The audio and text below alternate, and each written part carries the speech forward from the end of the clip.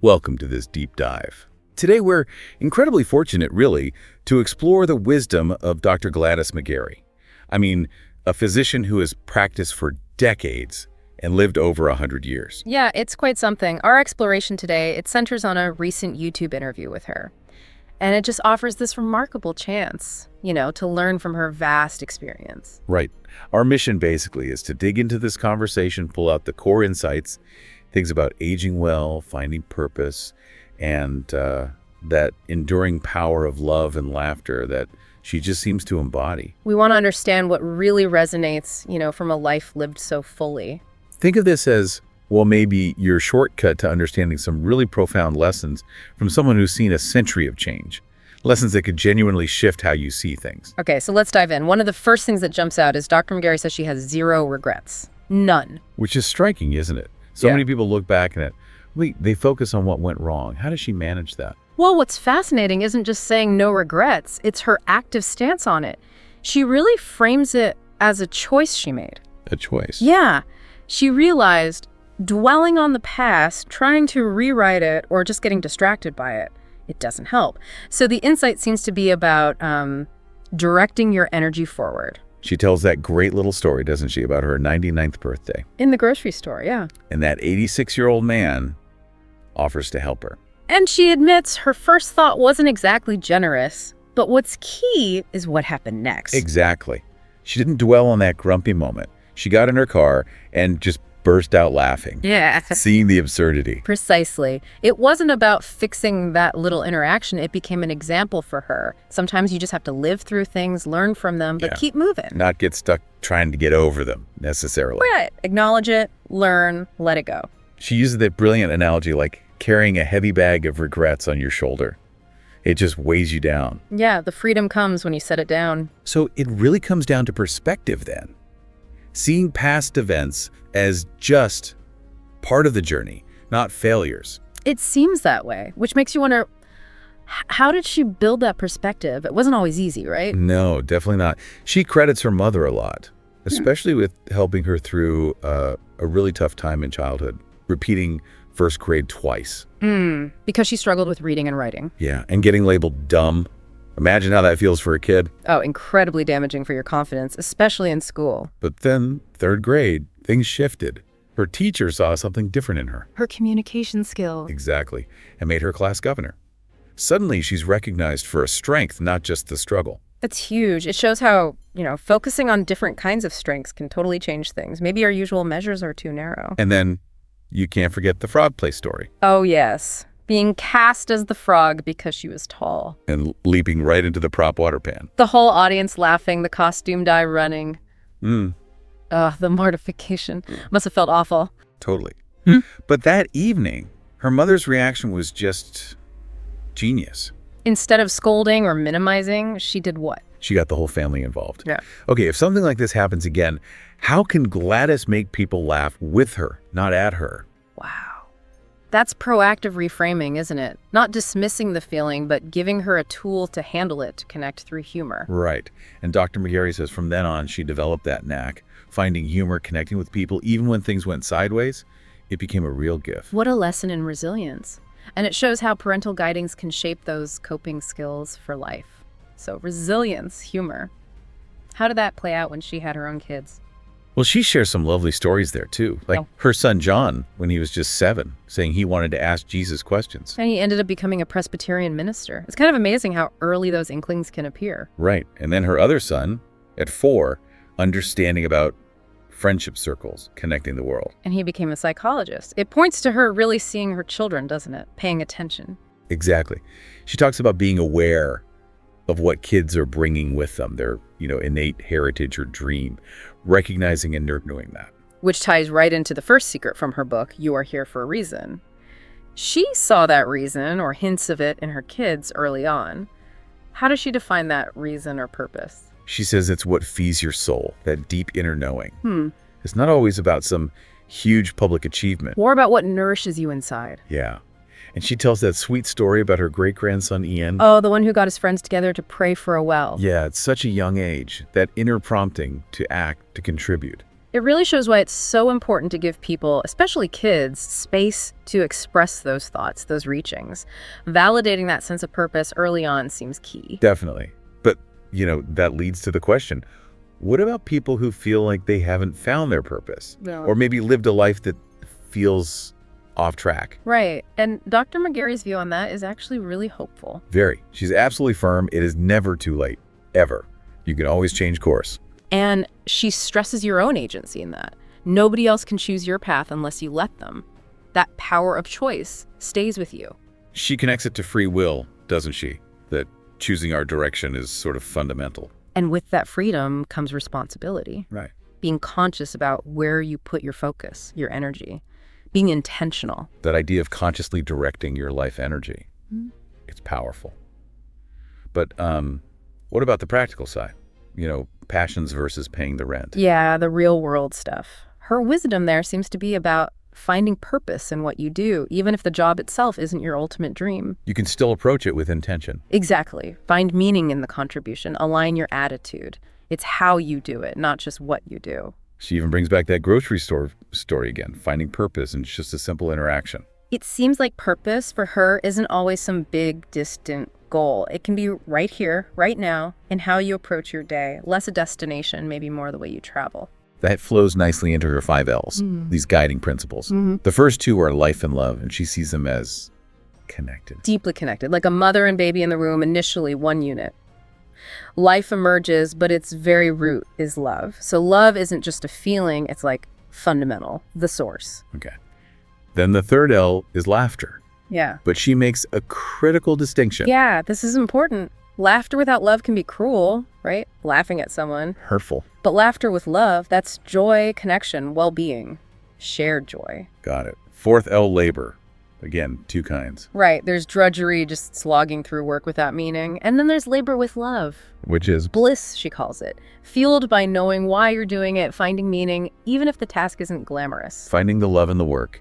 And the last L, listening. Not just hearing, obviously. Definitely not. It's listening with love. True understanding, being fully present, empathetic, picking up on everything, not just the words.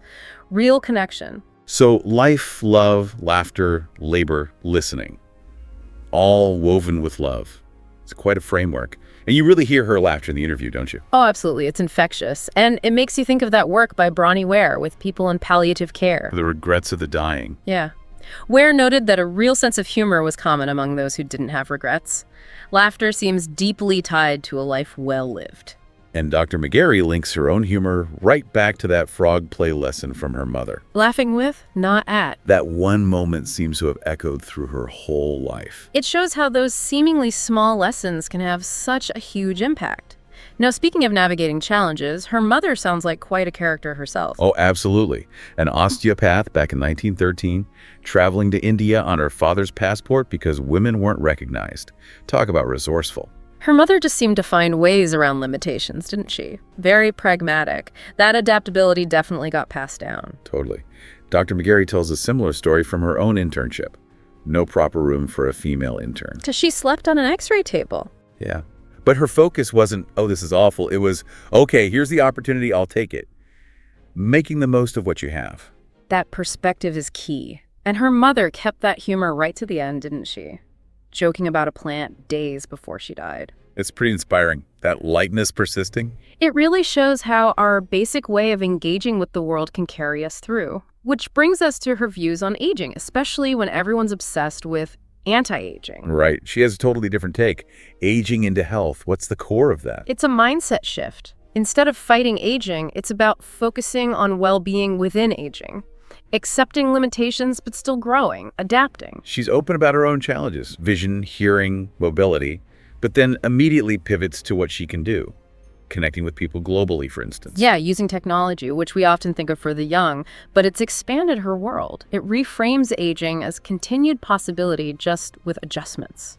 She really pushes back against that negative societal view of getting older. Focus on your abilities, cooperate where you need to. Her relying on her son for some things is a great example. Interdependence, not just striving for total independence. That learning and adapting seems central. Absolutely. And her life just screams lifelong learning. That story about finding her voice at 93. Wow. wow. After that dream, right. Her younger self in India, singing in the mango tree, breaking the rules. And meeting Jesus in the dream. What was the takeaway message? It is so powerful about self-acceptance. If Jesus can accept you, why can't you accept yourself? That was a huge turning point for her, trusting her own inner voice. At 93, it's such a strong reminder that growth isn't age-limited. And she's still learning now. Says she learns something new every single day. At 103, that curiosity is amazing. She draws that contrast, doesn't she, between the anti-aging focus on biological markers and the fundamental need for a reason to live. Having purpose seems way more important to her than lab numbers. She tells those two stories her friend in her 90s dreading every day. And her own excitement for each new day. It really highlights how much is a choice of mindset. And purpose doesn't have to be grand. That story about her friend with dementia. And the little plant he cared for. Yeah, just nurturing that small bit of life gave him meaning, connection. Even then.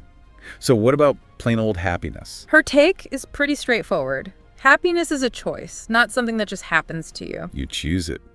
And she shares that unforgettable nickname story. Happy bottom glad ass. From college, it just perfectly captures that embrace of joy, right? Using what you have with gladness. Totally. And she also really stresses connection, doesn't she? Especially between generations. Oh, yeah. That simple story of her great-granddaughter just touching her neck, it speaks volumes about needing that contact, that warmth across ages. Thinking about her own life changes motherhood.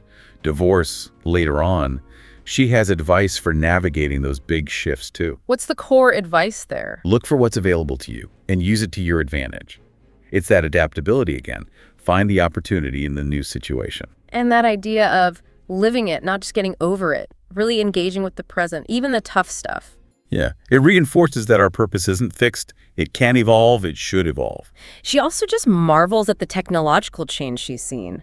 From cablegrams to video calls, it gives such perspective. Now, being a doctor herself, she was asked about changes in medicine over her career. And while she sees the amazing tech progress, her real hope is that the core intention healing, helping stays central. She told her son, Carl, the surgeon, to remember the patient's own inner healer. Right, and the need for a living cooperative relationship with the patient. Grounded in. Love. Always comes back to love. And listening, truly listening to patients, understanding their whole story, not just the symptoms. Which leads right to lesson 3 from her book. Love is the most powerful medicine. She's quite candid about this, isn't she? Very. She talks about sometimes struggling to like a patient, but making it her job to find a way to love them anyway. That distinction is crucial. Liking versus loving. She suggests the difficult ones might be those who've lacked love themselves. And she actually hugged her patients, recognizing that power of connection. She genuinely believes loving the patient is essential to helping them heal. And that has to start with self-love, self-compassion. You can't pour from an empty cup. Right? Exactly. She shares her mother's phrase for dealing with negativity. Kochania kuchparani. Yeah, basically letting negativity pass by, not letting it stick. A kind of mental resilience and self-kindness. She also briefly touches on mental health today, suggesting maybe some of the confusion about what's truly healthy contributes to the struggles. And how important it is to share these life lessons, these principles of healing and love, like her work in Afghanistan with maternal health, putting it into action. So what does she do on a bad day? We all have them. Her approach is pretty simple. Identify it, fix it if you can, live through it if you can't, don't dwell, and use humor. Move on. Sounds wise. Mm-hmm. And her own health habits, they seem pretty grounded. Very much so. Healthy, fresh, local food, water, movement using her walker now, purposeful activity like knitting washcloths, enough sleep 8 hours, fresh air, the basics, really. Though she did have that run-in with her tricycle Bluebell. Yes. Threw her off, broke some ribs. Shows that life happens even when you're trying to be healthy. Even with limitations like being legally blind, she's still so engaged. She said that amazing thing. You may be losing your eyesight, but there's nothing wrong with your insight. Just brilliant. And she talks about how losing vision actually opened up other things, audiobooks, deeper reliance on her son. Adapting again. She still aims for movement, calls her walker Skywalker. Love that. And acknowledges that some days rest is the right thing to do. It's not laziness, it's recovery. And writing a book at 100. I mean, that's living what you preach, isn't it? Sharing those lessons. Absolutely inspiring. So that brings us to the final question she was asked, the big one. What's the most important message she wants to leave behind? And her answer just ties everything together so beautifully. What did she say? That love is the great healer, and that everything that I have loved and touched, that loving thought and feeling in essence goes with it. Wow. That belief in extending love, that it has this lasting essence. It's profound. To all living things, even objects. It really is. Just incredibly grateful for the wisdom she shared. This deep dive has been, really enlightening. And maybe for you listening, the thought to take away is this. How can you bring more of that conscious love into your own day-to-day, recognizing its power and thinking about the loving essence you want to leave behind, touching the world in your own way?